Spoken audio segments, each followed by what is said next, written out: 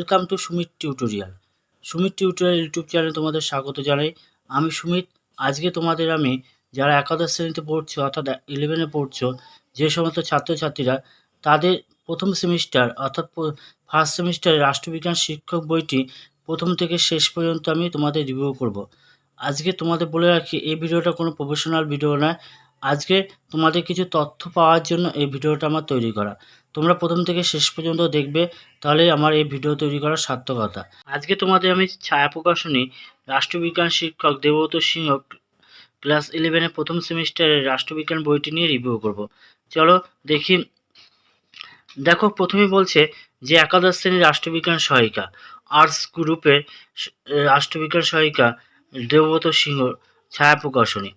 এর মূল্য কত করেছে আগে আমরা দেখে নিই। বইটির দাম কত করেছে। দাম করেছে 210 টাকা, অর্থাৎ তোমরা কিছু ছাড় পাবে।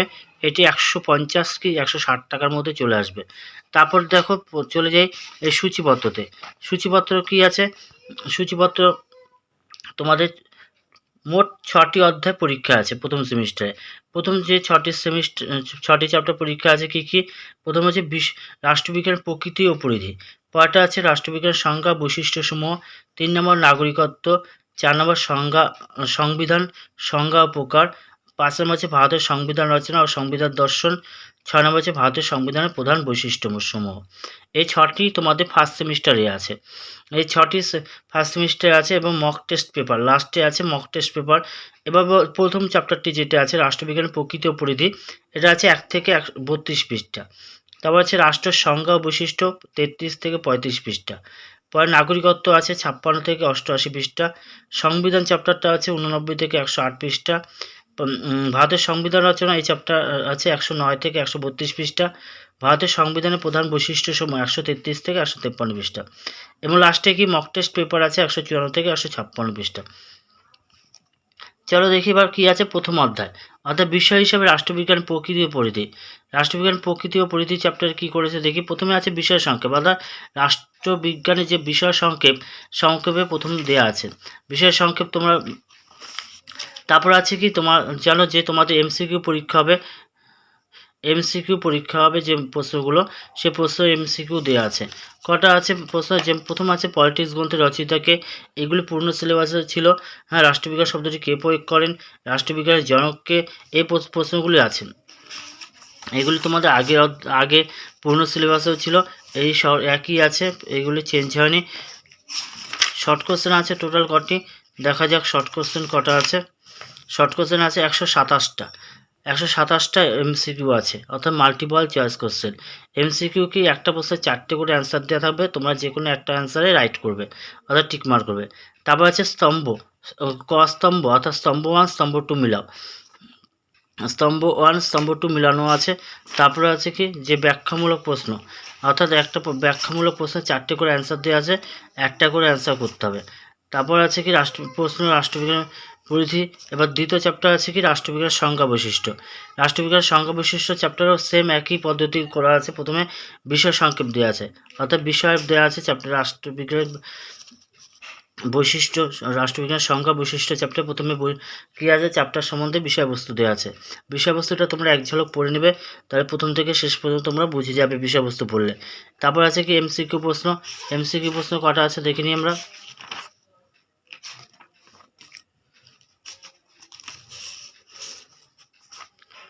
এখানে এমসিকিউ আছে 109টা। 109টা এমসিকিউ আছে। তারপর আছে স্তম্ভ মিলাও। ক স্তম্ভ, খ স্তম্ভ অর্থাৎ স্তম্ভ 1 স্তম্ভ 2 অর্থাৎ স্তম্ভ এ স্তম্ভ বি মিলাও। এগুলি আছে প্রায় 8টা। তারপর আছে কি বিবৃতিমূলক প্রশ্ন, অর্থাৎ ব্যাখ্যামূলক প্রশ্ন আছে। ব্যাখ্যামূলক প্রশ্নে প্রায় 10-12টা ব্যাখ্যামূলক প্রশ্ন আছে। তারপর আছে তৃতীয় অধ্যায় নাগরিকত্ব চ্যাপ্টার। জানো যে নাগরিকত্ব চ্যাপ্টার আগেও ছিল, আমাদের এবারও আছে সিটিজেনশিপ নাগরিকত্ব। প্রথমে বিষয় সংক্ষেপ দেওয়া আছে, বিষয় সংক্ষেপটা তোমরা পড়বে নাগরিকত্বে, তাহলে বুঝে যাবে যে নাগরিকত্ব চ্যাপ্টার সম্বন্ধে কী বলা হয়েছে। তারপর আছে কি যে এমসিকিউ প্রশ্ন। এখানেও এমসিকিউ প্রশ্ন এই চ্যাপ্টার কটা আছে দেখে নিই।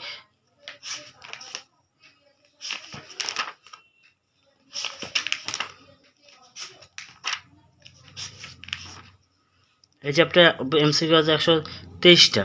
তারপর স্তম্ভ 1 স্তম্ভ 2 আছে 5টা। তারপর ব্যাখ্যামূলক প্রশ্ন আছে।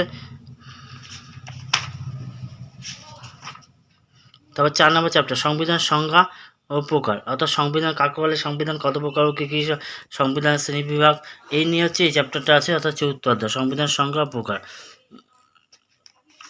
এই চ্যাপ্টারে প্রথমে বিষয় সংক্ষেপ দেওয়া আছে। প্রত্যেকটা চ্যাপ্টার কিন্তু বইটা এই দিক দিয়ে বেস্ট করেছে, প্রতিটা চ্যাপ্টারে প্রথমে বিষয় সংক্ষেপ দিয়েছে, অর্থাৎ বিষয় সংক্ষেপ পড়লে তোমরা চ্যাপ্টারটি সম্বন্ধে, তোমরা যেহেতু ক্লাস 11-এর রাষ্ট্রবিজ্ঞান সম্পর্কে সম্পূর্ণ নতুন, এর আগে ক্লাস 11-এ তোমরা ক্লাস 11-এ তোমাদের রাষ্ট্রবিজ্ঞান সম্পর্কে তোমরা যারা নতুন হচ্ছে, রাষ্ট্রবিজ্ঞান সম্পূর্ণ নতুন তোমাদের, এর আগে তোমরা ক্লাস 10 পর্যন্ত রাষ্ট্রবিজ্ঞান পড়োনি, তাই এই রাষ্ট্রবিজ্ঞানের প্রতিটি চ্যাপ্টারের আগে কী করবে, বিষয় সংক্ষেপটা পড়ে নেবে রাষ্ট্রবিজ্ঞান সম্বন্ধে, তাহলে তোমাদের কিছুটা ধারণা অর্জন হবে। তারপর তোমরা এমসিকিউগুলি পড়বে। প্রত্যেকটা চ্যাপ্টার শুরুতে দেখো যে বিষয় সংক্ষেপ দেওয়া আছে, আগে তোমরা কী কাজ করবে, আগে বিষয় সংক্ষেপগুলি পড়ে নেবে।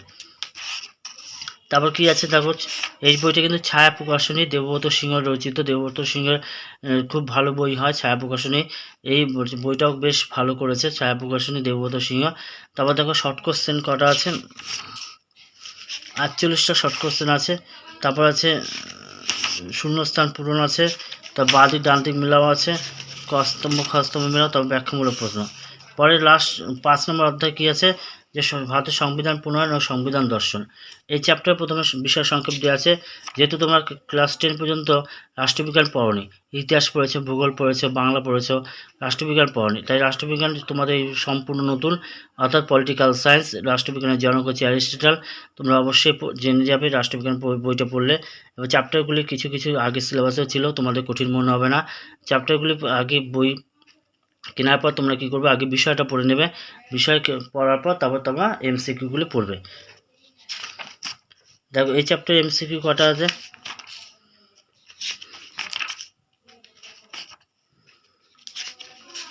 80টা এমসিকিউ আছে। তারপর শূন্যস্থান পূরণ আছে,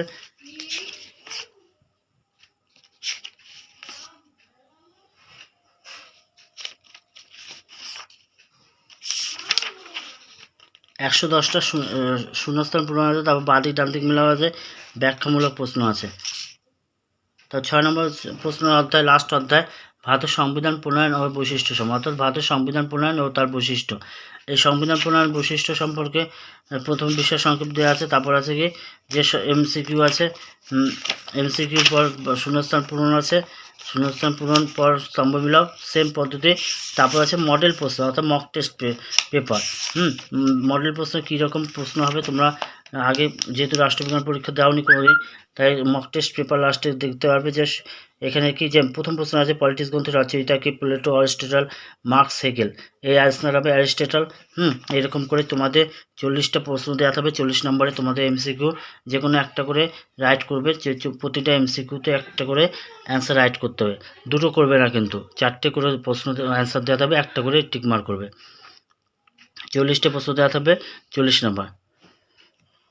পিছনের দিকে তোমরা মক টেস্ট পেপার ফলো করবে, তাহলে তোমরা বুঝে যাবে অ্যান্সার, অর্থাৎ প্রশ্ন বুঝে যাবে যে কীরকম প্রশ্ন হবে। চলো আজকে এই পর্যন্তই, এই বইটি সম্পূর্ণ রিভিউ করলাম, ভালো লাগলে লাইক করবে।